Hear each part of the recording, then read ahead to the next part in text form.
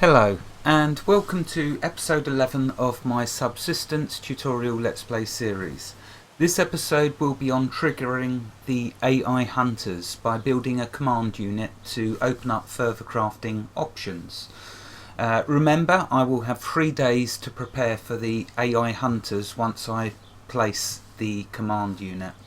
First off though, there has been a recent update on the 10th of January 2017, so let's show you 2 of the things that have changed and something else you may not be aware of. So with this recent update, what it's done is it's changed how you light fires. Now up till the 10th of January you were using matches, but now as of the 10th of January you now have this fire starting kit. Notice it requires 1 biofuel, 2 fibres and 2 sticks. So before it was I went the other day hours and hours wondering why I weren't getting matches anymore, but I was actually playing whilst they were doing the update, so it temporarily I guess removed the matches. Since then I've found 1 match in a crate, so they have drastically Cold Games has drastically reduced the amount of matches that you find, so now you're going to need to rely on making them. But thankfully these materials, remember 4 medicinal herbs makes 1 biofuel, so thankfully it's not too big a deal. You just probably get a bit sick of gathering fibres. I wish that was 1 fibre and 1 medicinal herb would have been more in line in my opinion, but this just, you know, once we get advanced structures and equipment, that may be not such an issue all the time. So be aware that from now on in crates you will very rarely find a match. You'll normally find the biofuels and other components to make the fire starting kits. So that's one change.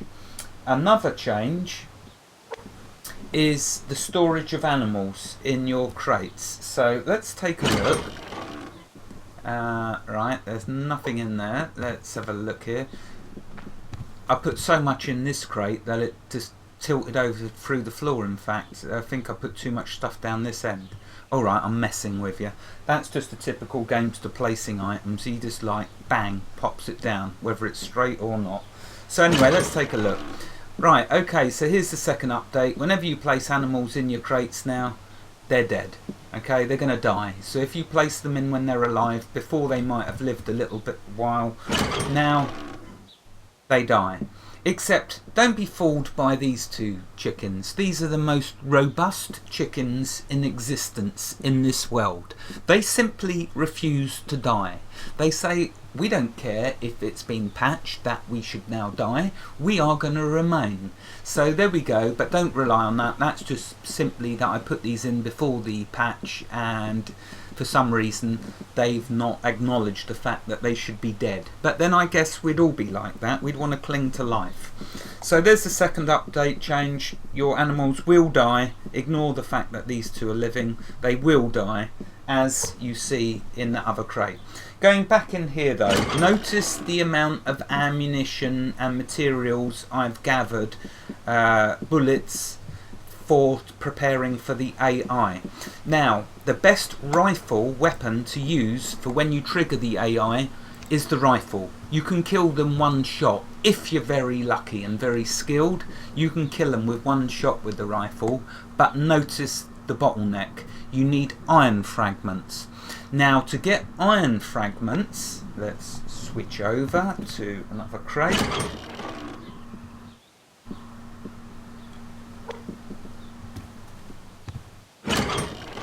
To get iron fragments, you're going to need to put your iron ore in a smelter.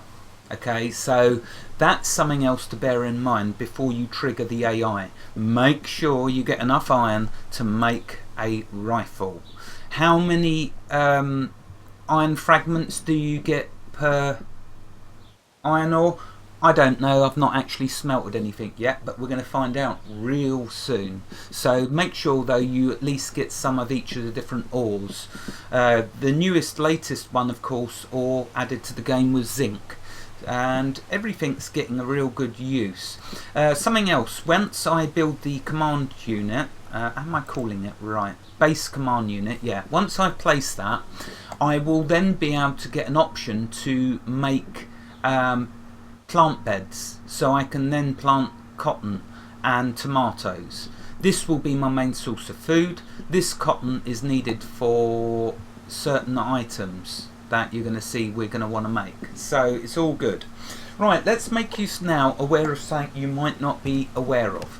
Notice the temperature. When I stand over here, it's 11 centigrade. Can you see that in the top left corner of the screen? 11 Celsius.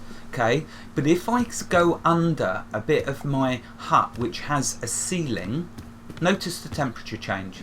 See, it's increased by 4 centigrade. So what that should tell you, for those of you with acute minds, is that ceilings are worth having. You don't have to cover the whole of your building with a ceiling. I didn't even need to put that corner up, but I want to put some stuff around this end, and while I'm working I want to gain that extra bit of heat. Notice that I'm wearing my light t-shirt, pants, and I've got some leather shoes on, so that's also adding to the temperature. So what we're saying here is, at night time I should be alright to survive the night without a fire under the roof, but I'm going to test that this very night to find out whether I can survive without lighting the fire.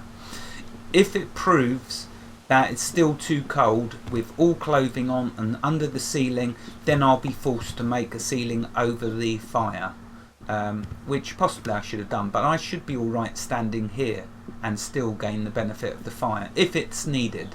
I'm hoping that now with the clothing and the roof, the ceiling, that I should be okay. I did make a second tier. Excuse me. Materials, you will fast realise, are scarce. Cutting wood, there's only so much any man or beast can endure with cutting wood, so you will build your base slowly, because cutting wood does half drain your endurance. I mean, chop, chop, chop, chop, chop, hour after hour, you'll soon lose the will to live, and you may just go find a bear just to end it all. But you can see I've been busy chopping. Fibres, you're going to need loads now for campfires and for your cordage, so that's all a bit of fun. Anyway, let's build this command unit. What do we need? So we need 4 wooden planks, 6 scrap metal and 4 electronics. So planks plenty. What else do we need? We need electronics and scrap metal. Now where did I put all of that? Ah, there's scrap metal. And now we just need electronics, which is in this crate. I don't know what I'm going to do when I get loads of crates, because it's just going to be a mess. Alright, so there we go. That's that. Right, so here we go. Drum roll, because, alright, nothing's going to trigger just yet. 3 days time, we'll have ourselves some AI hunters. And then we're going to start, it's going to start heating up. Although I'll tell you this, do not shy away or be scared of the AI hunters. The way you do it is you go seek them out. On that 3rd day you go find them and you dispatch them. You do not let them build up and get strong. You dispatch them and then you start farming the stuff that they drop. It's not a great deal, but every little helps. Right, okay, so let's place our command unit and see what benefits it gives us. Notice I'm going to place it under a ceilinged section of my house because I want to be warm when using it. So it won't let me place it there, but it will let me place it there. Let's see if I get, oh that's right, it will let me place it, I just need to get close enough. Okay, let's see, I want to put it just there. There we go.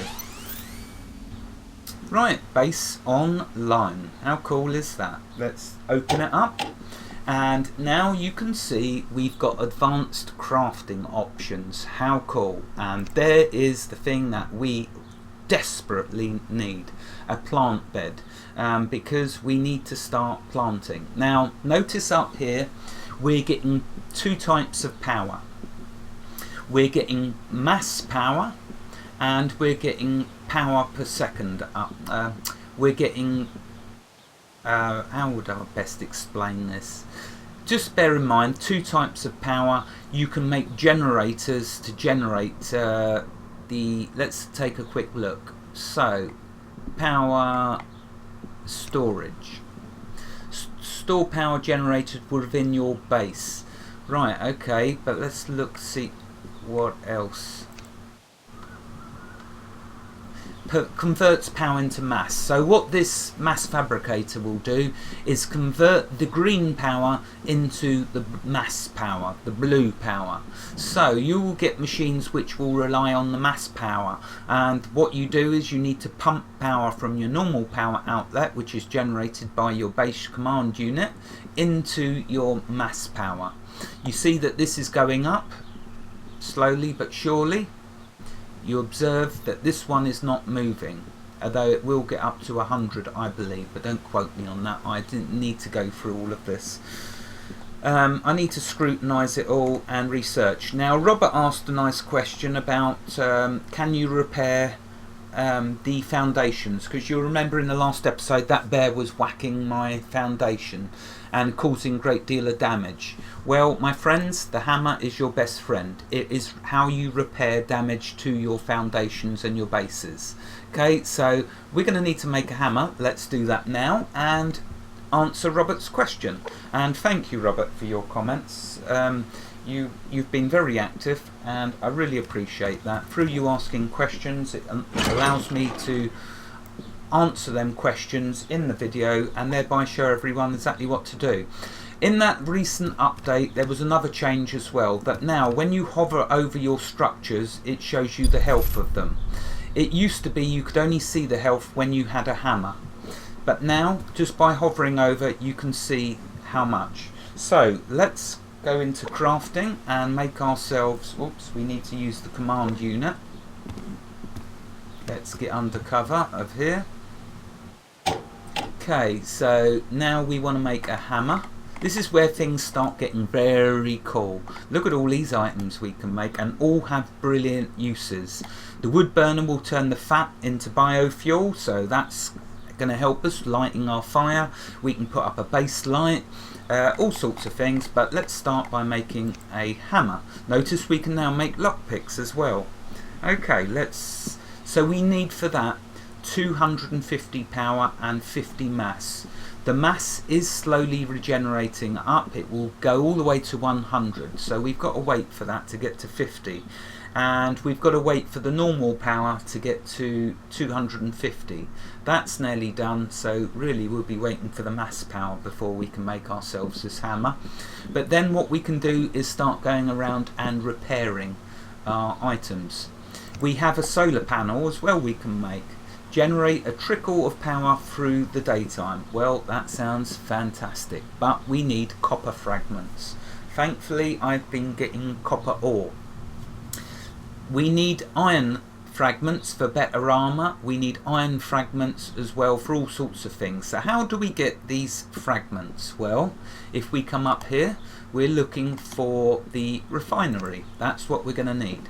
So let's get some electronics. This is what I need to make as well, but we need 100 mass. So I've got to wait for that to be maxed out, and I've got to wait for that to be maxed out, but that also is something crucial for us to get. Okay, looks like my food and hunger is draining, so I'm going to need to eat something. Let's put on the campfire so we can see what we're doing.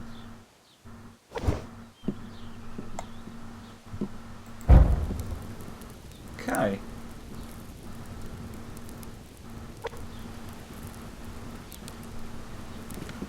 Now if I stand over here, does that campfire, yeah, look at that, check that out, cool. I mean, I still might put a ceiling over that side there, but I don't really see a point because I can't place anything over there because the door's there, even though the door's all completely messed up. Bit like that crate really, that's me right there, that sums me up. Yeah, same with that door and the stairs, totally non-aligned, but never mind, I'm still warm enough over here to survive, that's all that matters. Okay, let's cook up some chicken, shall we?